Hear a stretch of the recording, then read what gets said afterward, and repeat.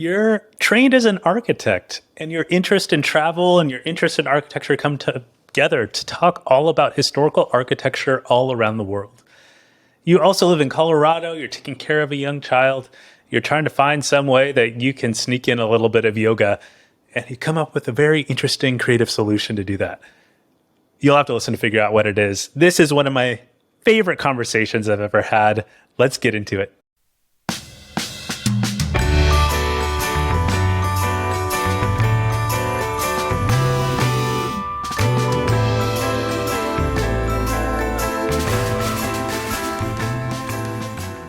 Hello and welcome to Home Life for Extraordinary Impact. I'm Matt Barrios. I'm a dad, a husband, a researcher, and writer.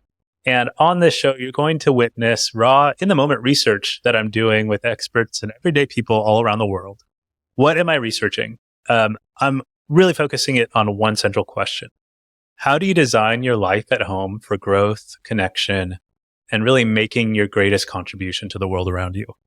That's what I'm all about exploring, and I'm excited to have a very special guest with us who is an expert on things architecture, especially historical architecture, is what she studies, writes about, and so much more. She's going to introduce herself in a moment, but as a reminder, this podcast is a project of the Home Life Design Lab.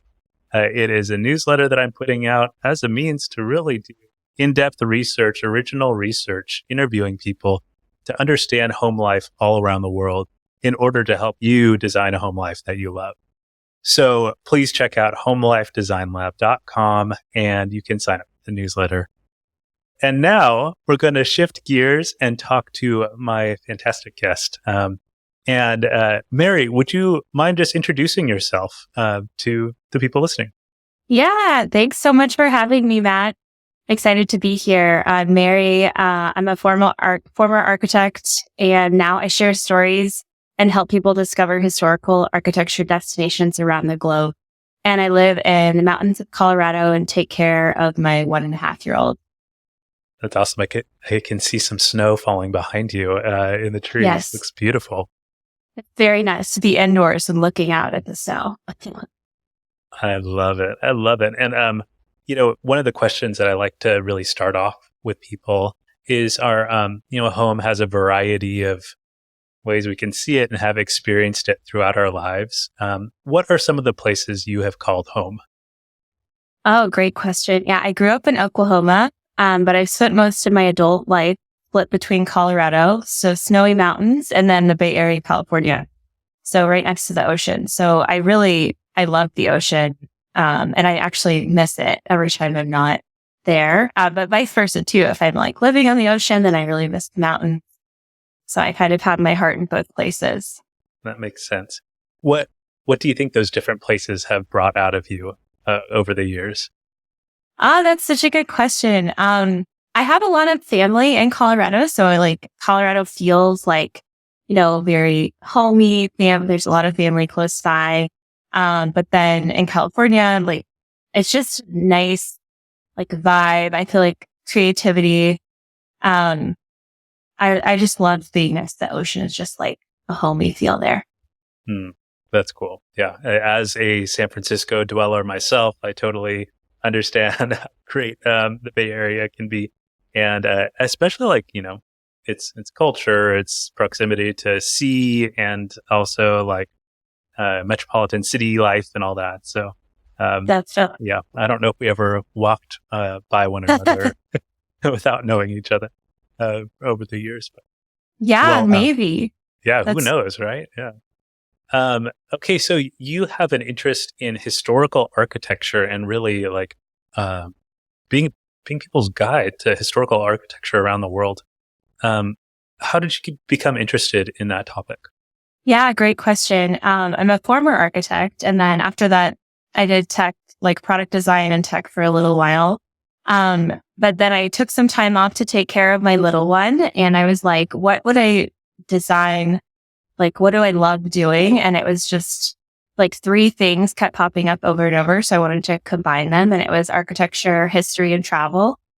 And it's kind of solving my own problem because I kept planning these trips and going through like your normal travel guides and things. And I couldn't find like good architectural historical guides.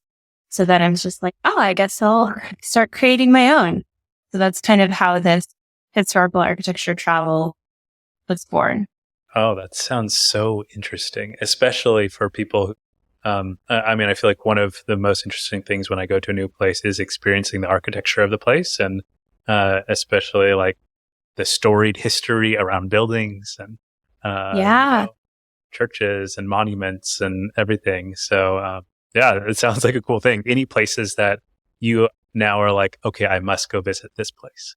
Oh, I really want to go to Istanbul. Like it's just, it's from like Roman times, like Eastern Roman Empire to like the Ottomans. It's just the architecture is amazing. That's one place I would love to visit.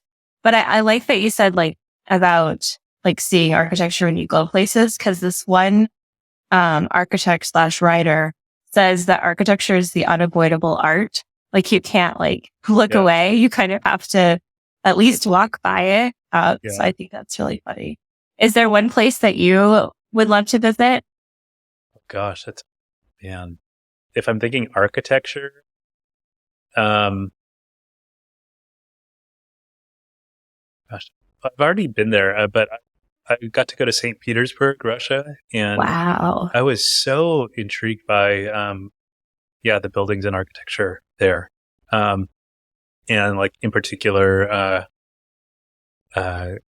there's like one like massive like monument obelisk or something on the sea where there was on the river through St. Petersburg where like a statue of Neptune, and I was just like so curious. I took so many pictures of it back when I was there studying as an undergrad and stuff, and so I would really love to get back there and probably just walk those streets some more in the white nights of the summer and have a ball. That's the first thing that's coming to mind, but I imagine like give me some time to think about this and I'll probably give you a different answer like every other day. So it could change based on mood too. Like, oh, I'm really interested in like seeing countryside or city. I've never been to Russia and I would love to go to St. Petersburg. The architecture is amazing.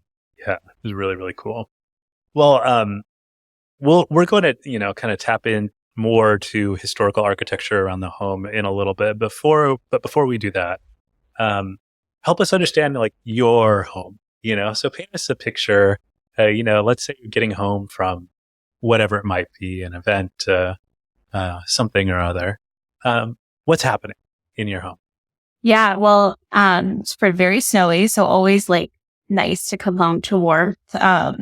But I have a dog, a little Vizsla, who's like the sweetest thing ever, but very loud. So when I come home, like the greeting on high, it's like she's very excited to see us. So that's always nice to be greeted by her. And then we love we walk upstairs and then usually just plop down in the living room. It's kind of the central hub next to a fire. That makes it nicer when it's cold out. Mm-hmm. Yeah, but it's, the place that's our little family of 3 really well. I guess like you can kind of see like the vibe a little bit of like kind of like Colorado mountainy feel to it. Mm-hmm. Lots of wood, lots of like soft blanket and stuff. Yeah, and me being able to see through those big beautiful windows like outdoors in your house, it's so fun to like get this little tiny peekaboo into your home, like as we're doing this interview. And it just looks like it's surrounded by natural beauty that's kind of brought into the home as well. Definitely. Yeah. It is like we're right like backed up to a national forest, so we could go on like hikes right back up there. Although I haven't, there's just very snowy. So it's quite a big deal to get the 1.5-year-old geared up for such an epic hike. Oh my gosh, I can't imagine. I believe it. You have a dog too. That's one thing that I haven't explored, but because I personally don't have any pets now, I actually think like pets are part of what makes a place a home for so many people. Oh yes. What is I don't know, what is it like to be a pet owner, pet keeper, and like, how do you think that affects your experience of home? Oh, I mean, it's so comforting. Like she's like always there snuggling. She's really needy, but in a good way. So she like gets the outside. I like one ritual that I actually love doing is our morning walks. So me, the dog and the baby, we all set out for a morning walk. Sometimes it's a lot shorter. Sometimes it's longer, but Mm-hmm. we all go for our morning walk. So it's kind of nice, to have somebody else like getting you exercise. That's helpful. Gets you out of the house a little bit more. Yeah. Yeah. I, It looks I very sunny where you are though, because yeah. you have this nice bright window. It's kind of nice to get this glimpse of like your Yeah. plant.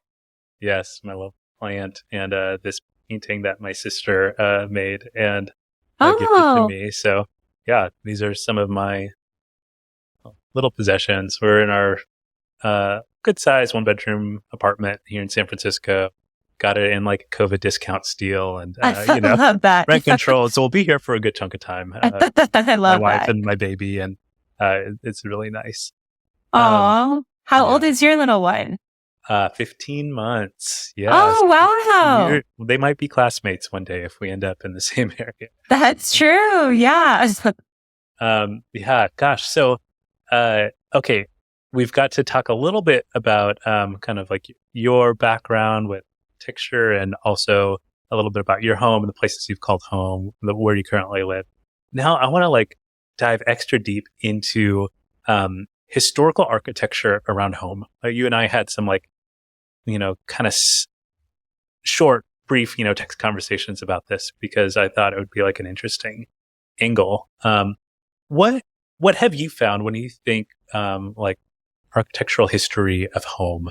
What comes to mind? I just actually wrote a post about this. So I'm so glad that you brought this up. And researched all of the UNESCO World Heritage sites that were also homes or houses. And it Wow. was really interesting to see. I guess for me, like I actually haven't been to this one. I think I'll be going this year, but there's a place called Scarabray, which is like I think it's Neolithic home dwelling in northern Scotland. So I'd love to just like, that's like thousands of years ago to see the differences there. And then from that one to like a Roman villa, like a very, Yeah. like kind of like wealthy Roman villa. They have all of these places to entertain and host people. Hmm. So then you're sort of like fisherman's Irish thatched roof cottage in Ireland, just made of local materials. It's like, I really like that about homes. Like historical homes are often like fit in so well with their place because they're just made of materials like right next to them. So it's kind of one thing that they all have in common. That's it. I wouldn't have thought about the fact that like really specific environment, even like geology, Mhm. is affecting the makeup of homes. It it makes sense. It's still true, right? On some Yeah, level. definitely. Very global world, right? I remember traveling in Spain and like everybody in Spain's just like, why do you make houses out of wood in the United States? And there's like tornadoes and stuff. That's ridiculous. And because they're using like a lot of concrete construction and stuff, at least in this one region that I was in. And probably the same for especially like historical homes. Mhm. So, as from your vantage point as an architect, what are like the things that make up like the architectural, what's the architectural makeup of a home? Oh, like the components. Uh, Yeah. I mean, so you in architecture, you'd call that the program of the space. That just means like what it's designed to do, like the function of the space. Um, and then a huge part of that program is the circulation. So like how you move through the space.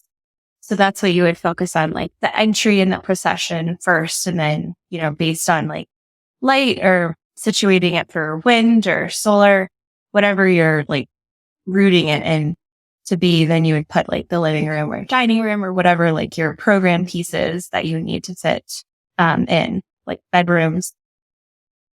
But one thing, I just spent some time in Santa Fe, New Mexico. Have you ever been there? I've never been. No. And they have like historically the architecture there is of these like adobe houses made of like adobe bricks. And now there's in a city like an adobe revival. So all of the houses in the neighborhood are these like really low adobe houses that blend in really well. And they're very like not too many are 2-story. They're like one level, very long houses, lots of circulation. They're kind of different than like a house you may find like a Victorian house in San Francisco. Yeah. Very different like vibe. And it's just interesting. That is interesting. Yeah, it speaks to that point that we were discussing about like the geographic makeup of homes according to like even like what's there, what are the components in the ground to draw from, what's the stone available, what's the lumber available, and so on. So it's so interesting. When I'm backing up a little bit because I kind of got lost. I'm not an architect and I don't really understand fully like the architectural terms of like the program of a home, like the way that it like its function. Is that what you're just? Yeah, exactly. So that would be like, it just depends. Like if we were designing a home for you and your family or a home for, a family of 10 or like how it's going to be used, because like how you design something changes based on who's it for and how it's going to be used. That makes sense. So when you're thinking from an architectural perspective, how do I literally design a home? Let's say you're thinking who's going to be there, how will it be used, how does that interact with the things that you mentioned, sunlight, and so on, wind, the elements. And I think what I'm like am intrigued by in this is I think so often the homes that most people live in aren't homes that they have that exchange with people on, like they're not hiring an architect to say, hey, like here's what we're looking for in our home, At least in my experience, we're living in an apartment that's 100 years old and, like we had no say in the layout of this place. Right. So I think it's, I just find it very interesting, the idea of like going through our architectural process. I wonder what it looks like. And this is going so far off the script from what you and I have discussed, but I'm just following the interest of it because it's fascinating to me. But, what does it look like to design or architect things for longevity as well? For knowing more people are going to be living here, different from the original source people, or something along those lines. And do you have any thoughts on that, including from a like historical architecture perspective? Yeah, well, I think it's so interesting because like, unless you really, it's so hard to design for like adaptability, because I think, like based on my experiences right now, based on the clients that I worked with, like this is how they think. But in 30 years, people may be living a different way. 50 years, I'm not sure. Like, I guess, homes when they got really open. So I think designing a home for adaptability, you kind of have to think of like, if it's really rooted in its place and it's a beautiful building, then people will want to reuse the building and just adapt it to their own uses. So this is true of like even Roman buildings from long ago that have been turned from like, a Roman like pagan building to like a Christian building to a mosque back to a church. Like they just keep adapting the use over time for the different needs of the people that are there. That's interesting. And so it's actually like the longevity of a building that has been architected for an original purpose. Part of what makes it sustain and adapt is like, or its staying power is its beauty. And kind of its location and its functionality within that location. And is it a place that people will actually want to go and spend time? And definitely these kind of very, very basic, abstract kind of things in some ways. Because a lot of people, will tear down buildings if they think, they're like ugly or they don't have a use for them. But then there's like some really beautiful art galleries that used to be these industrial buildings in New York City. And now are just like, they just changed the roof because the building itself was so beautiful. They decided to reuse it. So I think that's really interesting. But going back to like, cause I'm the same way, like I didn't design this house that I'm living in. Sure. But there must have been some things when you moved in that you like made your own. Is there one thing specifically that you came in and like made your own? Oh gosh. Yeah. I mean, well, I think that's where, a lot has to do with, the furnishings and the art on the wall and the lighting situation. And, Yes. you know, these kinds of things that are the movable, adaptable pieces that I can take from one place to the next that feel like, oh, this is my stuff, So I think of that. We also installed some bookcases that we actually, had to bolt into the wall and everything and that kind of thing. So, which might not be according to the terms of our lease. My landlord's not listening. So yeah, I think those things, and like one standout thing that's very specific for why we were even able to move here is I play piano and we have an upright piano, and we needed a place that was able to get our piano into it through like the elevator and stuff. And so this place had an elevator, which meant we could live on the 6th floor and, have my piano up here. And so that's like such an interesting constraint to have had to work. And I imagine like, there's all sorts of things around physical objects. We also were expecting our first baby at the time. And like we were like trying to create space so that we could grow as a family and all that. I guess these are the things that maybe for the average person who's, not contracting somebody to build a home from scratch, right? These are the constraints that we look for. And like we have our values for what we're going into, to use architecture language, maybe the program, of the family or of the individual, that we have to check to see if that aligns with the home itself and its makeup and its space. So that's like an interesting give and take process when you're apartment searching in a big city or something like that. Yeah. Or getting a home that you're getting in Colorado or something that you're moving into or something. So, and I think that is probably for the majority of us the experience of finding a home, right? Yeah.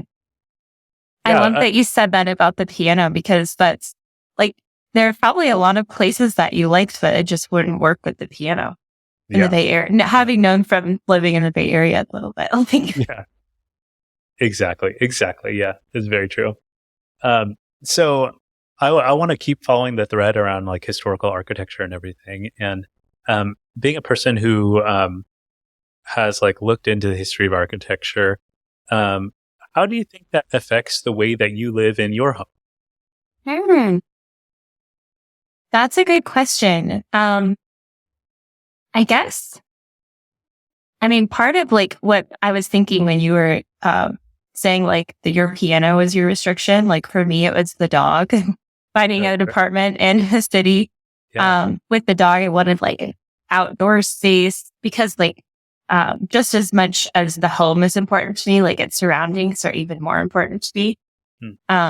So like that easy access of like, I can just open my door and we can go on our morning walk. That was kind of the same way. I don't know if that answers your question of like a historical home, but I do love places that are like really rooted in their place. So I live in the mountains of Colorado, and the place I live in is very like Colorado mountain. Like it fits in here. And then, so if I were looking in like a different location, I would want to live in a place that feels like it belongs in that location. Oh, I see. So the connection between like your home and the environment around it is really important. Like I guess that feels like what people say when they're looking for the right place: location, location, location.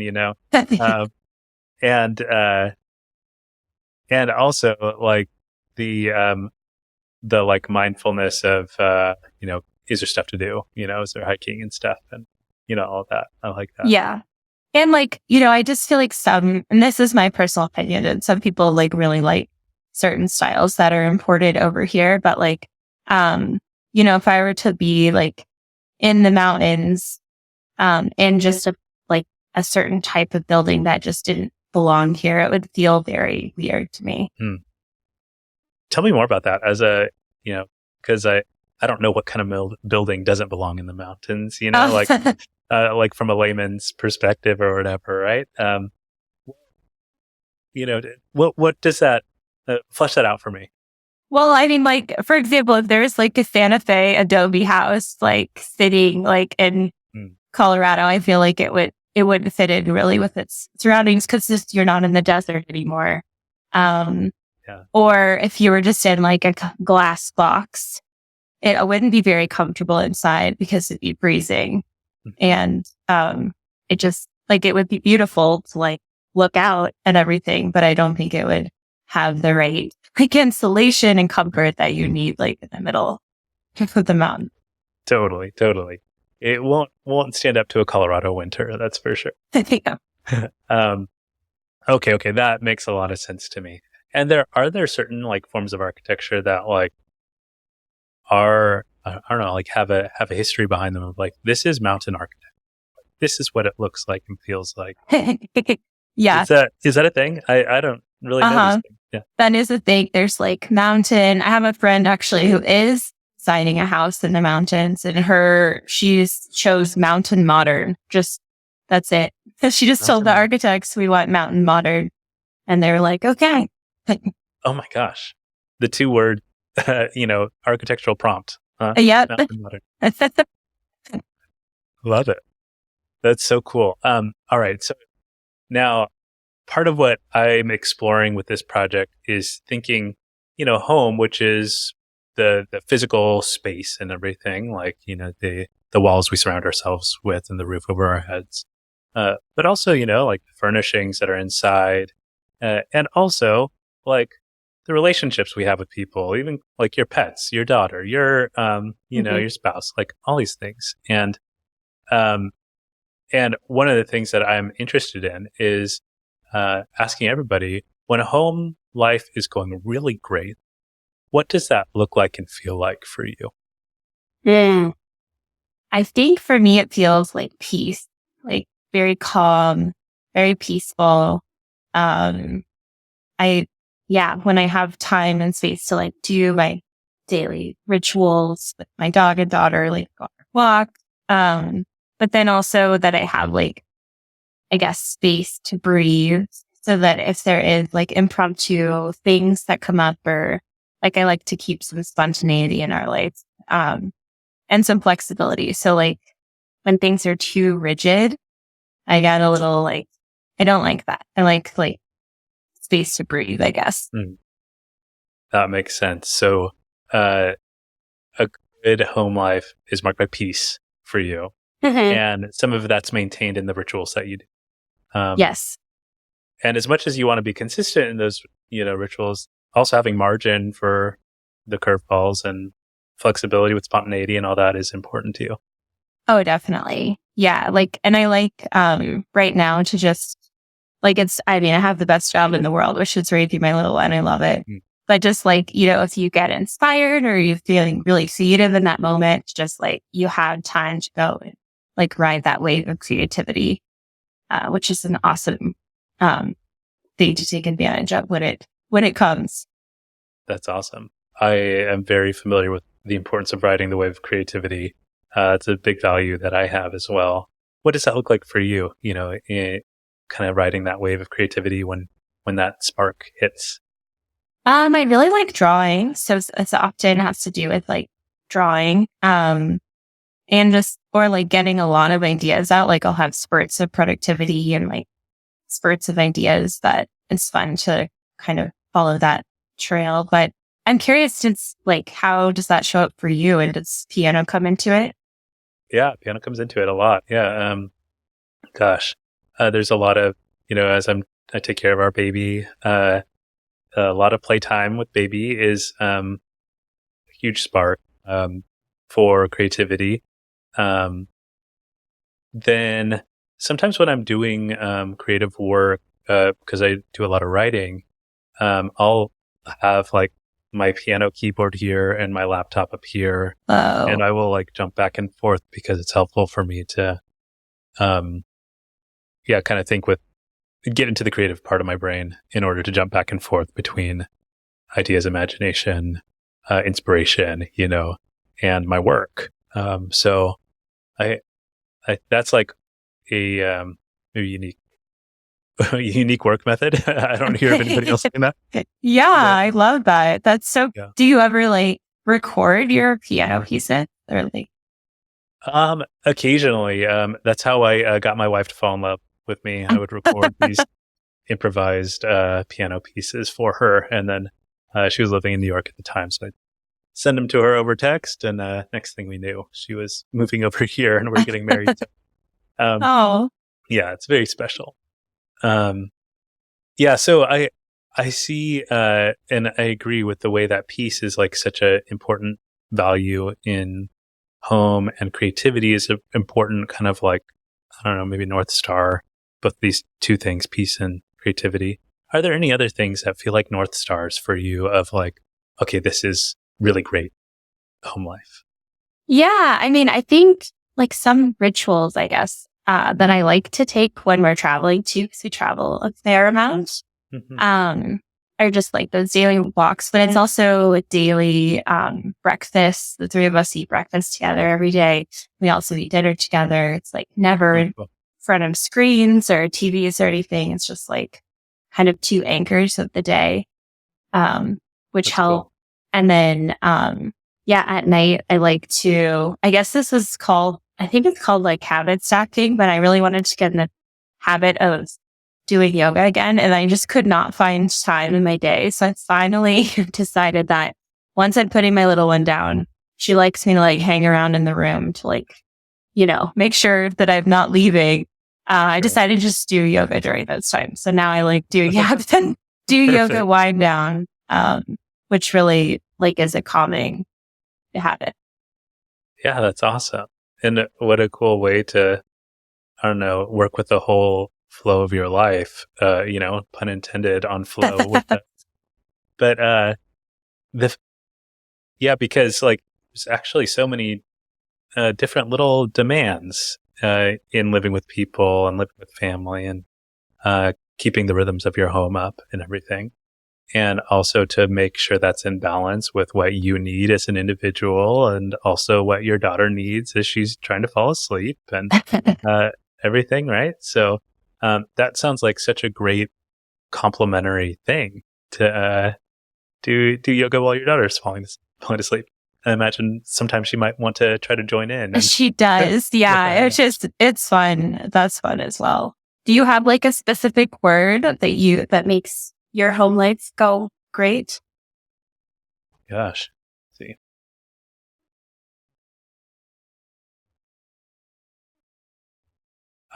I could actually say transformation is the word. Wonderful. Like the fact that it's home can be a place of continuous discovery, growth, exploration, learning. Yeah. And for that to affect like sense of self too. So that's part of what I had me in this project, is because I was seeing, at least in my personal life, like the connection between how my home is and how I am. Mm-hmm. And I was just wanting to see, sort of test that hypothesis. Is that as strong a link as I think it is across people? And I don't know. What do you think? Like relationship between kind of how your home is and how you are. Do you see that connection? Oh, definitely. Yeah, definitely. I think if there's like a calmer home life, then I'm a calmer person too. And just like providing that space for the little one to just like have a safe place to like play, to be creative, to kind of venture out. I think it really is important. But I think I could just relate to like how much parenting has made me aware of this connection all the more. It's like, okay, I am literally creating the soil this, kid's growing out of right now. Yeah. And what is she gonna like think is true about the world and true about life and everything, as partially marked by the way our home functions, Yeah.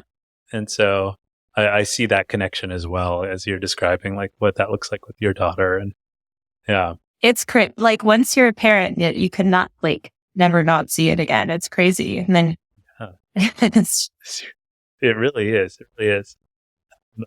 Now, switching gears a little bit here. I'm also a big fan of seeing our relationship with our possessions and like what that looks like as a dimension of our home lives. So what are some of your, like prized possessions that you have, or, the even day-to-day possessions that you find valuable to just kind of have as a part of your life? Yeah. Well, actually, so my grandfather was a painter. So I have, and I think the one that I like sent you with a litho print. So I like home to me feels like home, and all of his, like the paintings that I have of his are hung up on the wall. And, it's funny because my dad, like wouldn't give me one of my grandpa's paintings unless I lived in like a home and wasn't just like a young one moving in time. He was like, I think it was after I got married that I got my first painting, and it was a huge deal. And I was like, oh my gosh. So, those like once they're hung up on the wall, they feel like it feels like home to me. Yeah. And so meaningful. It's your grandfather's work too. It's like really guarded by your dad. Yeah. For a good reason. It has very clear family value, specific parameters. Yeah. It is set up to be prized in that way. Yes. Yeah. Me and the siblings fight over like which ones. I only have 2. I think my brother has 3 and my sister has 1. So okay.